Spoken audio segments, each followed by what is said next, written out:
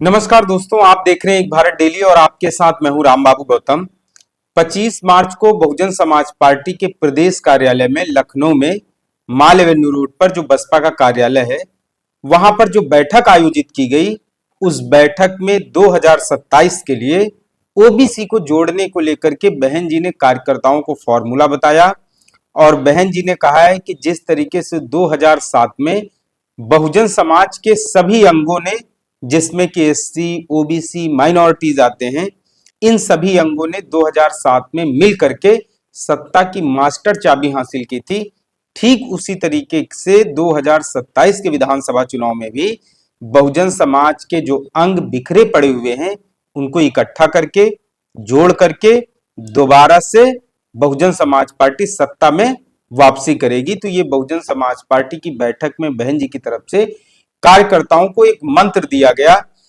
उसके अलावा बहन जी ने Samajwadi party, Bharatiya Janata party, RSS, संघ को आड़े हाथों लिया और पहली बार ऐसा बताया जा रहा है कि बहन जी ने इतने आक्रामक तरीके से भाजपा और कांग्रेस को तो घेरा ही घेरा, दूसरी तरफ समाजवादी पार्टी जो बहुजन समाज के वोट इस समय जिसकी नजर है बहुजन समाज के वोटों पर, बहन जी ने समाजवादी पार्टी के पीडीए को परिवार डेवलपमेंट अथॉरिटी का नाम दिया है और कहा है कि बीजेपी और कांग्रेस की तरीके समाजवादी पार्टी की सरकार में भी बहुजनों का उत्थान, उनका विकास नहीं होगा। असली उत्थान, असली विकास, असली प्रगति बहुजन समाज की बसपा की सरकार में ही सुनिश्चित हो सकती है। और बहन जी ने इसके लिए अपनी 4 बार जो अलग अलग समय पर सरकारें बनी हैं, उन सरकारों के उदाहरण दिए और उन सरकारों में जो काम किए गए, उन सब चीजों को प्रेस बैठक में, बसपा की बैठक में लोगों को बताया, कार्यकर्ताओं को बताया, जिससे कि कार्यकर्ता गांव-गांव जाकर, देहात में और बैठकें करके लोगों को जागरूक कर सकें कि बहुजन समाज पार्टी की 4 बार की सरकारों में किस तरीके से बहुजन समाज के चहुमुखी विकास को लेकर के सरकार जो है बहन जी की समर्पित रही है। तो ये तो बहुजन समाज पार्टी की बैठक में मोटी मोटी चीजें थी जो निकल करके आई हैं। अब बसपा की तरफ से ओबीसी को, खासकर ये 25 मार्च को बैठक थी, ये खासकर ओबीसी समाज को जोड़ने को लेकर के बैठक थी, जिसमें यह संदेश दिया गया कि जो बहुजन समाज के एक्टिव लोग हैं इस समय, वो अपने अपने क्षेत्र में ओबीसी के लोगों को जोड़ेंगे पार्टी के साथ, विचारधारा के साथ। और इसके अलावा बहन जी ने उस बैठक में अपनी जो सरकारें हैं 4 बार की, उसमें सारे काम गिनाए गए और उसमें बताया गया कि 12 अगस्त 1995 को जब बहुजन समाज पार्टी की पहली बार की सरकार बनी थी, तब उसमें बसपा की पहली बार की सरकार में पिछड़ा वर्ग कल्याण विभाग बनाया गया था, जिसके जरिए पिछड़े वर्गों के हित से जुड़े कई फैसले लिए जा सके। और इन सब के अलावा बसपा की पहली ही सरकार में 1995 में ही राज्य पिछड़ा वर्ग आयोग का गठन किया गया था और 20 सितंबर 1995 को पिछड़ा वर्ग कल्याण निदेशालय भी बनाया गया। तो बहन जी ने ये सब चीजें इसलिए बताई ताकि जो कार्यकर्ता हैं, बसपा के पदाधिकारी हैं, वो जब लोगों के बीच में जाएं, ओबीसी के समाज के बीच में जाएं, तब ये सब चीजें बता सकें। कानपुर विश्वविद्यालय का नाम छत्रपति साहू जी महाराज के नाम पर किया गया। सरकारी छात्रावासों में पहली बार जो ओबीसी के छात्र हैं, उनकी 27% हिस्सेदारी सुनिश्चित करने के लिए बहन जी ने बड़े फैसले लिए अपनी पहली सरकार में। इन सब के अलावा बसपा की पहली सरकार में एक और बहुत ऐतिहासिक फैसला हुआ लखनऊ में। प्रतियोगी परीक्षाओं की तैयारी करने में लखनऊ में छत्रपति साहू जी महाराज शोध एवं प्रशिक्षण संस्थान बनाया गया, जिसको भागीदारी भवन कहा जाता है। और इसके जरिए बहुत सारे छात्र उत्तर प्रदेश में प्रतियोगी परीक्षाओं की तैयारी करते हैं। यहाँ पर आईएएस, पीसीएस, आईएएस की जो है वो तैयारी करवाई जाती है। एसएससी वगैरह के लिए बच्चे तैयारी करते हैं। तो ये बहन जी की सरकार में जब पहला कार्यकाल था तो इस तरीके के फैसले लिए गए। दूसरा कार्यकाल आ जाइए 21 मार्च 1997 को, जब बहुजन समाज पार्टी दोबारा सत्ता में आई, तो ज्योतिबा फुले नगर और छत्रपति साहू जी महाराज के नाम से 2 जिलों का निर्माण कराया गया, 2 जिले बनाए गए। ये बहन जी की सरकार में ऐतिहासिक फैसला लिया गया। इन सब के अलावा रुहेलखंड विश्वविद्यालय का नाम ज्योतिबा फुले के नाम पर रखा गया। और इसके अलावा जो है दलितों और पिछड़ों के सम्मान में, महापुरुषों के सम्मान में लगातार बहन जी की सरकार में फैसले होते रहे। 2002 से 2003 के बीच में जब बहुजन समाज पार्टी का तीसरा कार्यकाल था, तो लखनऊ में आप सबको मालूम है मेडिकल कॉलेज है जिसको केजीएमसी बोलते हैं, किंग जॉर्ज मेडिकल कॉलेज। बहन जी ने उस मेडिकल कॉलेज का विस्तार किया, उसको अपग्रेड किया, उसमें सीटें भी बढ़ाई गई और उसके बाद उसका विस्तार करके उसका जो नाम है वो छत्रपति शाहू जी महाराज के नाम पर रखा गया। छत्रपति शाहू जी महाराज को दरअसल आरक्षण का जनक कहा जाता है। छत्रपति शाहू जी महाराज ने पहली बार महाराष्ट्र में, जब कोल्हापुर रियासत में वो राजा थे, उनके पास थी, तो पहली बार उन्होंने ही जो है वंचित तबकों को आरक्षण देने का प्रावधान शुरू किया था। पहली बार उन्होंने आरक्षण देना शुरू किया था। इसलिए कहा जाता है कि भारत में आरक्षण का जनक कौन है, जिसने पहली बार आरक्षण देने की शुरुआत की, तो उसके लिए छत्रपति शाहू जी महाराज का नाम आता है। इसीलिए बहन जी ने छत्रपति शाहू जी महाराज के नाम पर कई सारे कॉलेज, स्मारक, ये सब चीजें बनवाई हैं।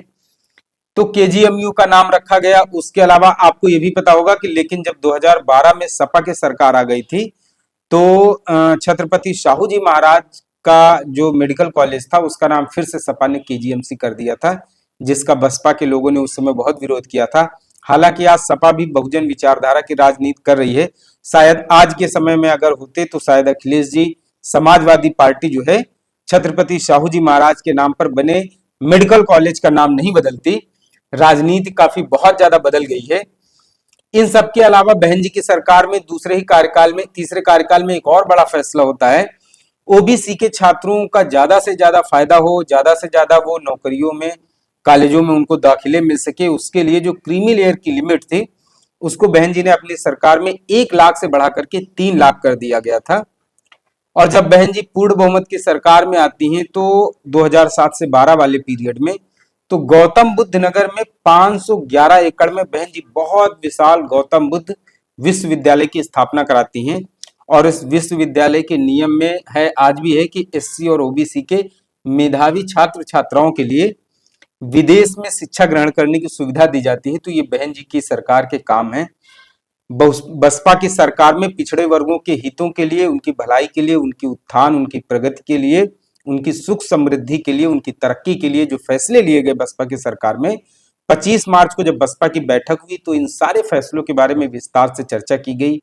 आपको पता होगा इस समय बहुत सारे आप ओबीसी नेताओं को इस समय देखते हैं, जिसमें संजय निषाद भी हैं, जिसमें ओम प्रकाश राजभर भी हैं, जिसमें सोनेलाल पटेल जी हुआ करते थे, जिनकी 2 बेटियां इस समय अनुप्रिया पटेल, पल्लवी पटेल हैं, केशव देव मौर्य हैं, और भी तमाम ऐसे नेता छोटे छोटे, वो सब बहुजन समाज पार्टी से ही निकले हैं। वो भले ही आज अलग अलग उन्होंने पार्टियां बना ली हैं, लेकिन उत्तर प्रदेश में ओबीसी को ताकतवर राजनीतिक पहचान देने में बसपा की ही सबसे बड़ी भूमिका है।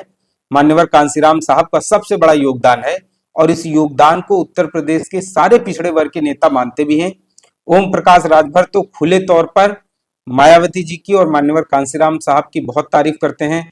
संजय निषाद, जो कि इस समय उत्तर प्रदेश में सरकार में योगी कैबिनेट में मत्स्य पालन कैबिनेट मंत्रालय उनके पास है, उन्होंने कई बार इस बात को लेकर के कहा है कि वो बसपा का ही प्रोडक्ट है। कांसीराम साहब ने उनको जो है तैयार किया है, वो कांसीराम साहब के चेले हैं, उन्हीं के जो है बताए हुए रास्ते पर, मार्गदर्शन पर चलकर आज वो यहाँ तक पहुंचे हैं।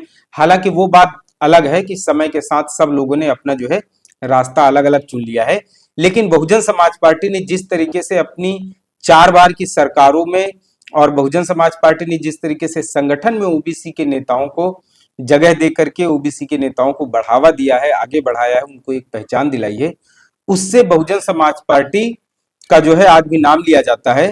तो ये सब चीजें बहुजन समाज पार्टी के अतीत से जुड़ी हुई हैं। बहन जी को लगता है कि 2027 में अब जो है 2007 वाले बहुजन फॉर्मूले पे ही, जिस पर बीच में पहले बहुजन समाज पार्टी इसी सिद्धांत पे काम करती थी कि बहुजन हिताय बहुजन सुखाय, बीच में धीरे धीरे ये सर्वजन हिताय सर्वजन सुखाय पे आ गया। लेकिन अब बसपा पूरी तरीके से जो उसका पुराना ट्रैक रहा है, जो उसकी पुरानी पहचान रही है 85-15 वाली पॉलिटिक्स, अब उसी पर वापस लौटती हुई दिखाई दे रही है। तो अगर बसपा अपने पुराने रंग ढंग में रंगने जा रही है तो जाहिर सी बात है उसका फायदा भी बसपा को मिलेगा। और जिस तरीके से इन दिनों सोशल मीडिया और मीडिया में चर्चा बसपा की चल रही है, बहन जी ने जिस तरीके से राजनीति में उत्तर प्रदेश की सियासत में हलचल पैदा की है, उससे लगता है कि बहुजन समाज पार्टी 2027 में जरूर कोई करिश्मा करने जा रही है। आपको ये वीडियो एनालिसिस, ये स्टोरी कैसी लगी? ओबीसी को बहुजन समाज पार्टी के साथ जोड़ने का जो अभियान शुरू किया गया है, इन सब चीजों को लेकर के आप अपनी क्या राय रखते हैं, कमेंट करके जरूर बताएं। आपसे अपील है, एक भारत डेली को शेयर और सब्सक्राइब जरूर करते रहें। धन्यवाद।